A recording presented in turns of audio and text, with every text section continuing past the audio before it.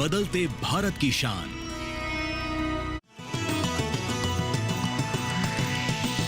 DD किसान, बदलते भारत की शान।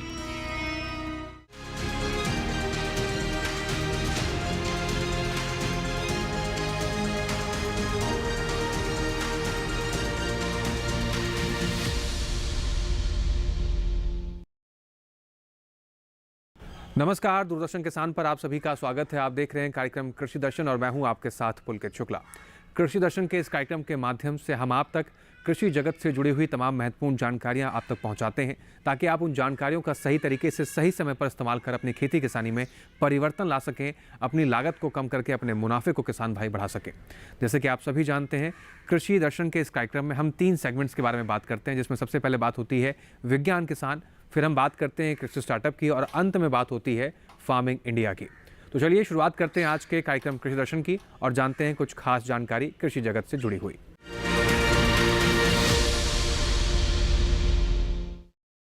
तो कार्यक्रम की शुरुआत करते हैं, लेकिन उससे पहले आइए जान लेते हैं आज क्या कुछ खास है सम्मेलन से प्रगति की ओर के बारे में। केंद्रीय कृषि एवं किसान कल्याण और ग्रामीण विकास मंत्री शिवराज सिंह चौहान ने कहा है कि महाराष्ट्र और राजस्थान में सोयाबीन की जो खरीद हो रही है उसकी अवधि को बढ़ा दिया गया है। साथ ही किसानों के हित में एक और फैसला लिया गया है, जिसमें किसानों के हित के लिए कृषि क्षेत्र की जो समीक्षा होती है उसे हर सोमवार को किया जाएगा। क्या कुछ खास है, आइए देखते हैं। मुझे बताते हुए खुशी है कि न्यूनतम समर्थन मूल्य पर सोयाबीन की खरीदी जारी है और अब तक हम रिकॉर्ड 13,68,660 कुंटल से ज़्यादा सोयाबीन खरीद चुके हैं। महाराष्ट्र सोयाबीन खरीदना चाहता है तो महाराष्ट्र के लिए भी सोयाबीन की खरीद की समय सीमा बढ़ाकर जो उन्होंने 31 जनवरी तक बढ़ाने की मांग की थी, 31 जनवरी तक हम बढ़ा रहे हैं। राजस्थान की सरकार ने भी 4 फरवरी तक सोयाबीन न्यूनतम समर्थन मूल्य पर खरीदा जाए ये मांग की है। तो राजस्थान में 4 फरवरी तक सोयाबीन की खरीद जारी रहेगी। तेलंगाना ने अतिरिक्त कुछ खरीद करने की जो उनका सीमा तय थी उससे और ज़्यादा बढ़ाए जाने की मांग की थी, तो वो भी 25,000 मीट्रिक टन अतिरिक्त खरीदी का लक्ष्य भी उनका बढ़ाया गया था। तो सोयाबीन की खरीद अभी लगातार जारी है। वैसे ही आज भूमि संसाधन विभाग की तरफ से 56 नई वाटरशेड विकास की परियोजनाओं को, जिसमें 700 करोड़ रुपए से ज़्यादा की राशि खर्च होगी और अंततः मिट्टी के कटाव रोकने के लिए और जल संरक्षण के लिए और भूजल का स्तर बढ़ाने के लिए ये वाटरशेड का उपयोग होगा। कृषि और किसान देश और देश की जनता के लिए बहुत महत्वपूर्ण है और हर सप्ताह कुछ ना कुछ स्थितियों में परिवर्तन होता है। इसलिए हमने फैसला किया है कि कृषि की स्थिति की साप्ताहिक समीक्षा हर सोमवार को करेंगे। अपवाद स्वरूप कभी कोई बहुत ऐसा कारण आ गया कि सोमवार को नहीं की जा सकी तो एक दिन आगे पीछे हो सकती है, लेकिन साप्ताहिक समीक्षा होगी और साप्ताहिक समीक्षा में फसलों की स्थिति, कई फसलों में कोई रोग तो नहीं लगा, अगर रोग लगा है तो उसकी रोकथाम के तत्काल उपाय, राज्य सरकार को एडवाइजरी जारी करने के साथ साथ केवीके के माध्यम से किसानों को अवेयर करना, फिर संबंधित बीमारी के रोकथाम के लिए टीम भेजने की जरूरत पड़ेगी तो टीम भी भेजेंगे, फिर दवाइयाँ उपलब्ध है कि नहीं पेस्टिसाइड, और केवल पेस्टिसाइड नहीं उसकी कीमत कई बार किसानों ने ये शिकायत की है कि एमआरपी लिखी नहीं रहती और मनमाने दाम वसूले जाते हैं। तो वैसी स्थिति ना बने, निर्धारित दामों पर किसान को कीटनाशक दवाइयाँ या बीमारी की रोकथाम की दवाइयाँ मिल जाए। और उसके लिए भी राज्यों को हम आग्रह करेंगे कि जो कानून उसके लिए बनाए गए हैं उनके माध्यम से पालन करवाए, ताकि किसानों को प्रभावी दवाई मिले, घटिया कीटनाशक ना मिले, ठीक दाम पर मिले, और कोई गड़बड़ करे तो उसके खिलाफ कार्रवाई हो। उसके साथ साथ मौसम की स्थिति, उसका पड़ने वाला प्रभाव, अगर फसल आ रही है तो फसल की स्थिति कैसी है, कितना उत्पादन होगा, उसकी जानकारी, बाज़ार में हमारे पास कितना संभावित उत्पादन आने वाला है, उसके ठीक दाम बाज़ार से किसान को मिल जाए, उसके लिए कोई उपाय करने जरूरी होंगे तो वो भी करेंगे, उसकी समीक्षा भी करेंगे। और इसके आधार पर अगर कहीं मौसम की प्रतिकूलता के कारण फसलें खराब हुई है तो क्षति का आकलन, फसल बीमा योजना का लाभ। अब ये ऐसे विषय नहीं है कि जिसके लिए इंतज़ार करें कि 1 महीने बाद बैठेंगे, और इसलिए हर चीज़ पर नज़र रखने के लिए हर सप्ताह समीक्षा करेंगे, हर एक विभाग के साथ बैठक करेंगे, और जो ज़रूरी होगा किसान के कल्याण के लिए, फसलों की बेहतरी के लिए, कृषि उत्पादन के लिए, वो कदम उठाए जाएंगे। चलिए कार्यक्रम कृषि दर्शन की शुरुआत करते हैं और रुक करते हैं अपने सबसे पहले सेगमेंट की, जिसका नाम है विज्ञान और किसान।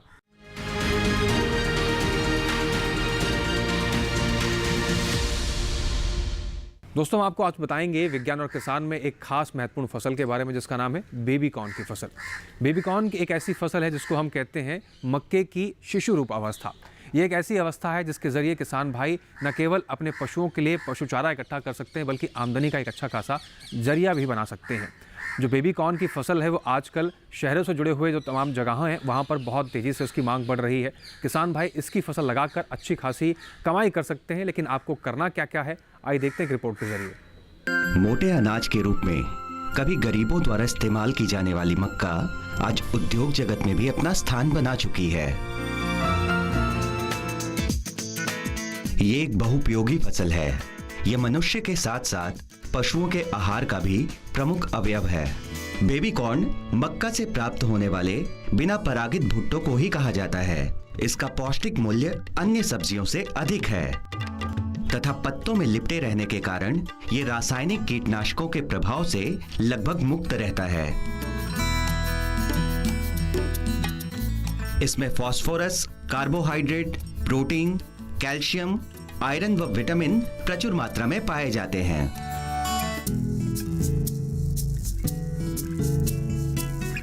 बेबी कॉर्न की कृषि आज भारत में प्रचलित होती जा रही है। बढ़ती हुई मांग को देखते हुए ऐसा लग रहा है कि कृषि विज्ञान केंद्र की मदद से बेबी कॉर्न की कृषि जल्द ही भारत के अन्य कई राज्यों में भी शुरू हो जाएगी। बेबी कॉर्न की कृषि आप साल भर कर सकते हैं।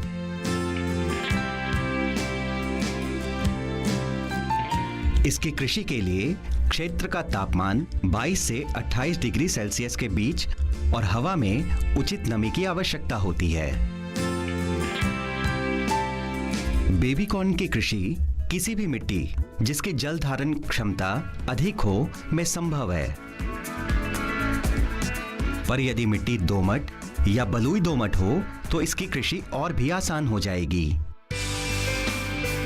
बेबी कॉर्न उगाने से पहले किसान को अपने खेत की मिट्टी की जांच करानी चाहिए। कृषि विज्ञान केंद्र की पहल से आज पूरे भारत में मिट्टी की जांच करवाना बहुत आसान हो गया है। बेबी कॉर्न उगाने के लिए मिट्टी का पीएच मान 6 से 7 के बीच होना चाहिए।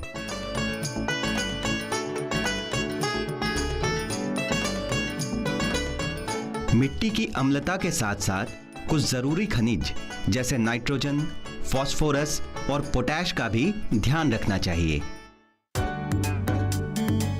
नियमित मात्रा में जैविक खाद मिलाकर मिट्टी की अम्लता और मौजूद पोषक तत्वों की आपूर्ति कर सकते हैं। कृषि विज्ञान केंद्र की सलाह अनुसार उचित कदम उठाकर आप अपने खेत को बेबी कॉर्न की सफल कृषि के लिए तैयार कर सकते हैं। बेबी कॉर्न जैसी विशिष्ट कृषि से उचित मुनाफा प्राप्त करने के लिए किसान प्रायः इसे सही समय पर बाजार तथा मंडी तक पहुंचा देने का प्रयास करते हैं। इसीलिए किसान कृषि विशेषज्ञों द्वारा प्रमाणित बीजों का ही चयन करते हैं, जिससे निर्धारित समय पर स्वस्थ फसल की प्राप्ति होना संभव हो पाता है।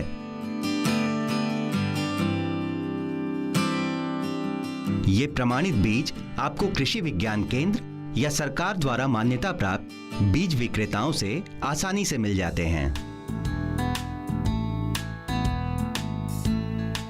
किसान आज खेत की जुताई कर रहे हैं। खेत में कब और कितनी बार जुताई करनी है, ये मिट्टी की गुणवत्ता पर निर्भर करता है।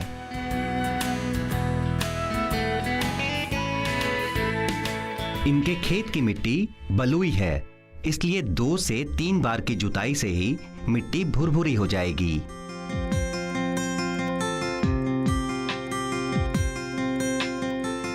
खेत तैयार होने के बाद किसान जैविक खाद डालते हैं। मेड़ बनाने से पहले किसान 30 किलोग्राम नाइट्रोजन, 24 किलोग्राम फास्फोरस और लगभग 8 किलोग्राम पोटैश प्रति एकड़ मिट्टी में मिला देते हैं। जैविक खाद मिलाने से मिट्टी की संचयन क्षमता बढ़ जाती है और साथ ही सूक्ष्म तत्वों की मात्रा भी बरकरार रहती है।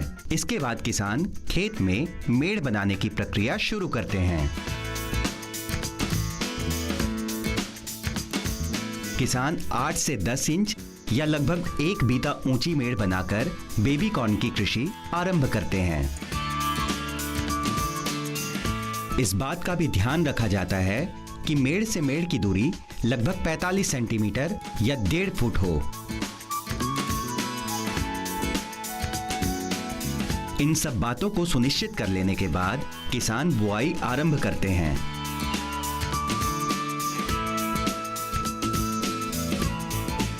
बुआई के वक्त इस बात का ध्यान रखा जाता है कि बीज से बीज की दूरी लगभग 1 बीता हो और जिन क्षेत्रों में सिंचाई के लिए पानी उपयुक्त मात्रा में उपलब्ध ना हो, वहां टपक या फव्वारा सिंचाई पद्धति से सिंचाई की जा सकती है। ये किसान अपने खेत को छोटे छोटे टुकड़ों में विभाजित करके मक्के और गन्ने की कृषि एक साथ करते हैं। हर 15 से 20 दिन में किसान मेड़ पर निराई गुड़ाई करते हैं।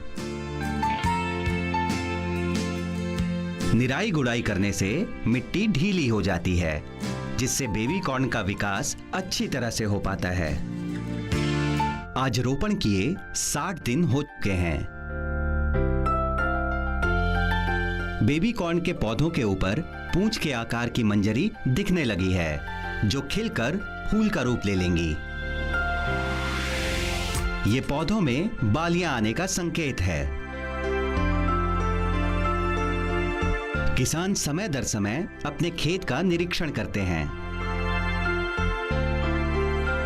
खरपतवार एवं सिंचाई का सही प्रबंधन और सही कीटनाशक के उपयोग से खेत को बचाते हुए किसान इस बात को सुनिश्चित करते हैं कि पौधों पर लगी बेबी कॉर्न की बालियां अच्छी गुणवत्ता वाली हों।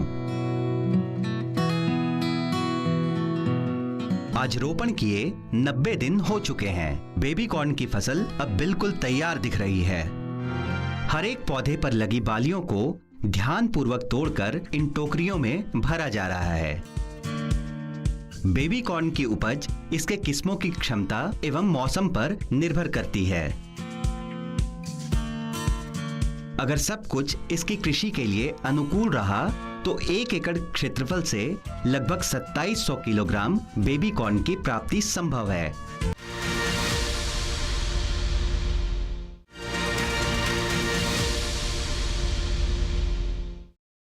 तो कार्यक्रम कृषि दर्शन में यहाँ वक्त हो गया एक छोटे से ब्रेक का। ब्रेक के उस पार अपने 2 सेगमेंट्स के बारे में कुछ और खास जानकारी आपको बताएंगे, लेकिन उससे पहले यहाँ ले लेते हैं एक छोटा सा ब्रेक। आप बने रहें, देखते रहें कार्यक्रम कृषि दर्शन।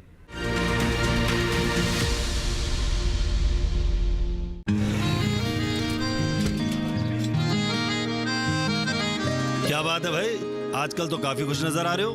क्यों ना हो, अब मैं ऑर्गेनिक खेती जो कर रहा हूँ ये पूरा प्राकृतिक है, ऑर्गेनिक है। इसमें हमारे खेत, हमारी फसल और हमारी जेब सब फायदे में होते हैं और इसमें लागत भी कम है।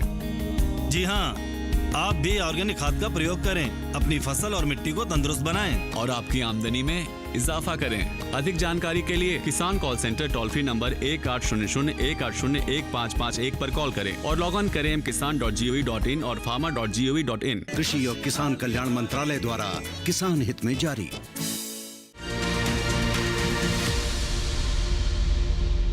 नमस्कार किसान मित्रों, मैं हूं आपकी एआई एंकर भूमि। आज हम उत्तर प्रदेश सरकार और गूगल क्लाउड के बीच हुई एक महत्वपूर्ण साझेदारी की बात करेंगे, जो प्रदेश के किसानों के लिए एक नई डिजिटल पहल लेकर आई है। UP open network for agriculture. Uttar Pradesh सरकार ने गूगल क्लाउड के साथ मिलकर UP open network for agriculture की शुरुआत की है। यह ओपन नेटवर्क किसानों को एक ही स्थान पर आवश्यक सेवाओं की सुविधा प्रदान करेगा, जिसमें सलाहकार सेवाएं, आरण, मशीनीकरण और अपने उत्पादों को बेचने के लिए बाजार से जुड़ाव शामिल है। जेमिनी और बेकन प्रोटोकॉल का उपयोग। यह नेटवर्क गूगल के जेमिनी एजेंटिक फ्रेमवर्क द्वारा संचालित है और बेकन प्रोटोकॉल का उपयोग करता है। किसान अपनी पसंदीदा भाषा में वॉइस कमांड के माध्यम से इस नेटवर्क का उपयोग कर सकते हैं, जिससे तकनीक का उपयोग सरल और सुलभ हो जाता है। भविष्य की संभावनाएं। इस पहल के माध्यम से उत्तर प्रदेश सरकार का उद्देश्य किसानों की आय को दोगुना करना और उन्हें 21वीं सदी की कृषि के लिए आवश्यक उपकरण और संसाधन प्रदान करना है। यह डिजिटल पब्लिक इंफ्रास्ट्रक्चर डीपीआई के रूप में डिजाइन किया गया है, जो राज्य के कृषि पारिस्थितिकी तंत्र के डिजिटलीकरण की दिशा में एक महत्वपूर्ण कदम है। आज के लिए बस इतना ही। आप देखते रहिए डीडी किसान। धन्यवाद। ब्रेक के बाद एक बार फिर से आप सभी का स्वागत है। आप देख रहे हैं कार्यक्रम कृषि दर्शन। कार्यक्रम को आगे बढ़ाते हैं और रुक करते हैं अपने अगले सेगमेंट का, जिसका नाम है कृषि स्टार्टअप।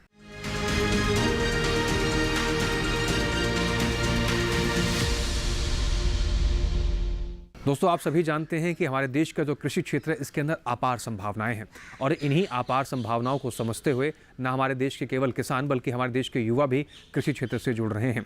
आज कृषि के क्षेत्र में जो संभावनाएं दिखाई दे रही हैं, उसमें कहीं ना कहीं कृषि स्टार्टअप बहुत तेज़ी से हमारे देश में बढ़ते हुए नजर आ रहे हैं।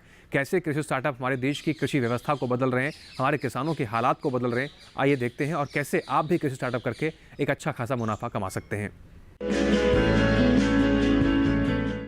सुनीता शानू का जन्म राजस्थान के पिलानी शहर के एक छोटे से गांव में 6 अगस्त 1970 को हुआ था।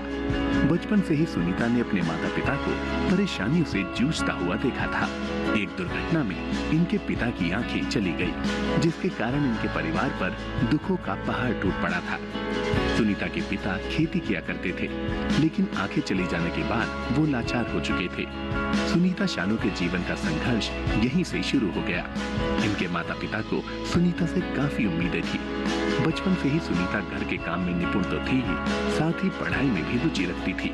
इन्होंने बीएससी गृह विज्ञान किया और जीवन को एक नया अर्थ देने के लिए, एक मुकाम हासिल करने के लिए और अपनी एक अलग पहचान बनाने के लिए वो जिंदगी की जद्दोजहद में शामिल हो गई। सुनीता शानू के ससुराल में भी खेती बाड़ी हुआ करती थी और उनके पति भी खेतों में काम करते थे। लेकिन शादी के बाद वो दोनों कुछ नया करने के उद्देश्य से दिल्ली चले आए। यहाँ आने के बाद भी उन्हें छोटे छोटे काम ही मिल रहे थे।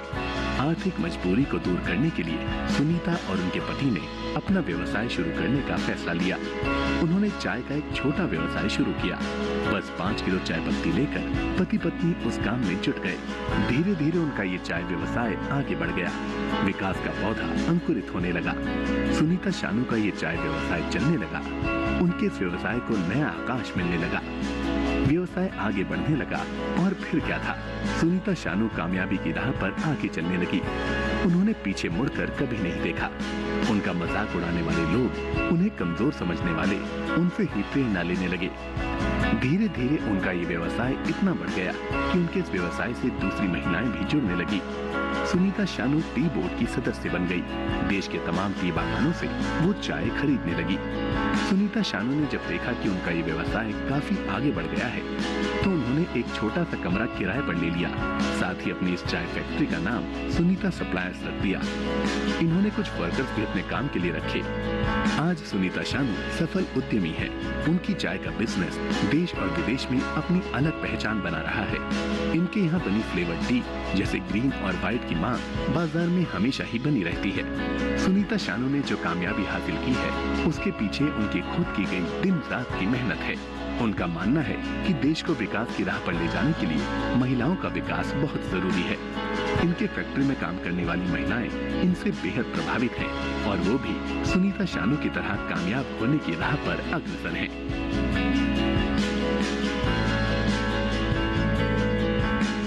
दोस्तों, यहाँ पर वक्त हो गया एक और छोटे से ब्रेक का। ब्रेक के उस पार बात करेंगे एक और अपने खास सेगमेंट की, जिसका नाम है फार्मिंग इंडिया। आप बने रहें, देखते रहें कार्यक्रम कृषि दर्शन। हम जल्द लौट रहे हैं।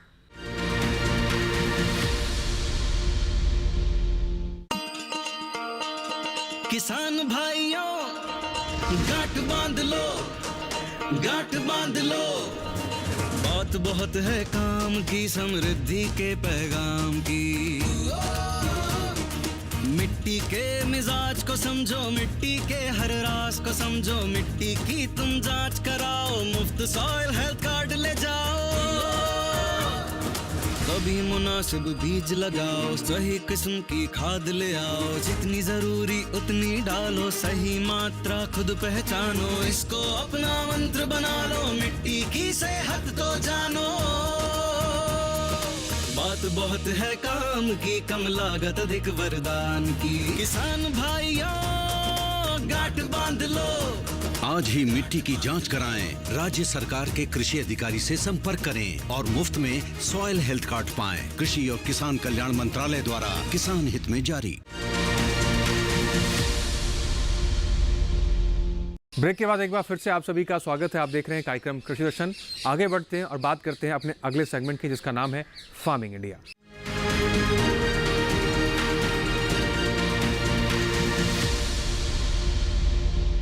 तो फार्मिंग इंडिया में आगे बढ़े, लेकिन उससे पहले रुक करते हैं अपने एआई एंकर कृष की तरफ और जान लेते हैं कि आज कृष के पास खेती किसानी से जुड़ी हुई क्या महत्वपूर्ण सलाह है। नमस्कार किसान मित्रों, मैं हूं आपकी एआई एंकर कृष। बिहार सरकार ने किसानों की आय बढ़ाने के लिए एक महत्वपूर्ण कदम उठाया है। अब राज्य के किसान अपनी बंजर भूमि पर फल और सब्जियों की खेती करके अपनी आय में वृद्धि कर सकते हैं। कृषि मंत्री ने कृषि विज्ञान केंद्रों केवीके को निर्देशित किया है कि वे बंजर भूमि पर खेती शुरू करें, जिससे किसानों को अधिक लाभ मिल सके। सरकार ने सब्जी विकास योजना के तहत किसानों को सब्जियों की खेती के लिए अनुदान देने की घोषणा की है। इस योजना के तहत किसान अपनी बंजर भूमि पर सब्जियों की खेती करके अतिरिक्त आय अर्जित कर सकते हैं। इसके अलावा बिहार सरकार ने दरभंगा में एक एक्सपोर्ट पैक हाउस स्थापित करने की मंजूरी दी है, जिससे राज्य से फल और सब्जियों का निर्यात सीधे विदेशों में किया जा सकेगा। इससे किसानों को बेहतर मूल्य मिलेगा और उनकी आय में वृद्धि होगी। किसान भाइयों, अब समय है अपनी बंजर भूमि का सदुपयोग करने का। सब्जी विकास योजना और अन्य सरकारी योजनाओं का लाभ उठाकर अपनी आय बढ़ाएं और अपने परिवार का जीवन स्तर सुधारें। आज के लिए बस इतना ही। आप देखते रहिए डीडी किसान। धन्यवाद। दोस्तों, आगे बढ़ते हैं और बात करते हैं एक ऐसी योजना के बारे में जिसके जरिए हमारी कृषि की जो व्यवस्था है वो बेहतर होगी। और जिस तरीके से हम बचपन से सुनते आए हैं कि जल है तो कल है, यानी कि जल से हमारा कल सुरक्षित हो सकता है। और जिस तरीके से हम देख रहे हैं कि वैश्विक स्तर पर जो पर्यावरण की स्थिति चुनौती बनकर कृषि क्षेत्र के लिए उभर रही है, कहीं ना कहीं इसका समाधान करना भी बहुत आवश्यक है। ऐसी स्थिति में हमें जल को संरक्षित करना बहुत आवश्यक है। कृषि के क्षेत्र में सिंचाई को लेकर बहुत अहम भूमिका रहती है, क्योंकि अगर बिना सिंचाई के कोई भी खेती संभव नहीं है। ऐसे क्षेत्र में कृषि सिंचाई योजना एक महत्वपूर्ण भूमिका निभा रही है। कैसे कृषि के क्षेत्र में कृषि सिंचाई योजना एक बड़ा बदलाव साबित होगी, आइए देखते हैं एक रिपोर्ट के जरिए।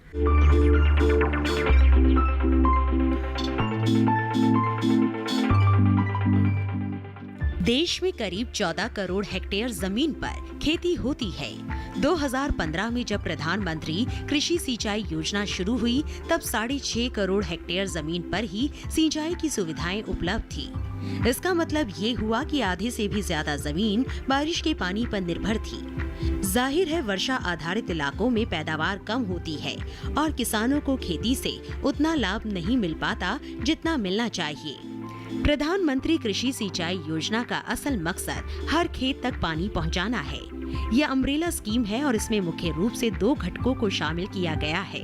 त्वरित सिंचाई लाभ कार्यक्रम यानी AIBB और हर खेत को पानी के भी 4 उप घटक हैं, जैसे command area development, surface miner irrigation, जल निकायों की मरम्मत, नवीनीकरण और बहाली तथा चौथा भूजल विकास। इसके अलावा सिंचाई योजना में दूसरे मंत्रालयों के भी 2 घटकों को शामिल किया गया है। पहला घटक प्रति बूंद अधिक उपज है, जो केंद्र कृषि मंत्रालय के कृषि, सहकारिता और किसान कल्याण विभाग की ओर से कार्यान्वित किया जा रहा है। दूसरे घटक का नाम वाटरशेड विकास है। इसका कार्यान्वयन ग्रामीण विकास मंत्रालय का भूमि संसाधन विभाग कर रहा है। सिंचाई योजना का उद्देश्य खेत तक पानी की पहुंच को बढ़ाना और सुनिश्चित सिंचाई के तहत खेती योग्य क्षेत्र का विस्तार करना था। इसके अलावा खेत में पानी के उपयोग की दक्षता में सुधार करना और स्थायी जल संरक्षण प्रथाओं को पेश करना भी इसमें शामिल था। पानी की बचत इस योजना का बहुत महत्वपूर्ण पहलू है। 2020-21 के दौरान इस योजना के तहत 9,38,000 हेक्टेयर फसलों को सूक्ष्म सिंचाई के तहत लाया गया। इसमें टपक और फव्वारा दोनों तरह की सूक्ष्म विधियां शामिल है। 2021-22 के लिए हर खेत को पानी के अंतर्गत 899 करोड़ रुपए के बजट का प्रावधान किया गया। प्रति बूंद अधिक उपज के लिए 4,000 करोड़ रुपए को और वाटरशेड डेवलपमेंट के मद में 2,000 करोड़ रुपए का प्रावधान किया गया है। तो ये था आज का हमारा कार्यक्रम कृषि दर्शन। उम्मीद करते हैं दिखाई गई सभी जानकारियों से हमारे किसान भाइयों को लाभ होगा और इन जानकारियों का आप सही समय पर सही तरीके से इस्तेमाल कर सकेंगे। हमारे इस कार्यक्रम से जुड़ी आपको कोई भी जानकारी या कोई भी सलाह आप हम तक पहुंचाना चाहते हैं तो आपको पता है आपको क्या करना है। आप हमें पत्र लिख सकते हैं। पत्र लिखने के लिए आप हमारा पता नोट कर लीजिए। हमारा पता है कृषि दर्शन, कमरा नंबर 58, CPC दूरदर्शन, खेलगांव, नई दिल्ली 110049। इसके अलावा आप हमें ईमेल के जरिए भी सुझाव पहुँचा सकते हैं। आप हमारी ईमेल ID नोट कर सकते हैं। हमारी ईमेल ID है krishidarshan@gmail.com। इसके अलावा कृषि दर्शन के इस कार्यक्रम में कोई भी जानकारी आपसे छूट गई है या इन जानकारियों को आप दोबारा से देखना चाहते हैं तो आप हमारे YouTube चैनल पर भी जा सकते हैं। आपको करना बस इतना है, टेलीविजन स्क्रीन पर दिखाए जा रहे QR कोड को स्कैन कीजिए, सीधा आप पहुंच जाएंगे DD किसान के YouTube चैनल पर। वहां पर भी कृषि दर्शन के इस कार्यक्रम को दोबारा से आप कहीं पर भी कितने लोगों के साथ बैठकर देख सकते हैं और कई लोगों तक इस जानकारी को पहुँचा भी सकते हैं। इसके साथ ही आज के कृषि दर्शन कार्यक्रम में बस इतना ही। फिर हाजिर होंगे नई जानकारियों के साथ। आप बने रहें DD किसान के साथ। हमें और हमारी टीम को दीजिए इजाज़त। नमस्कार।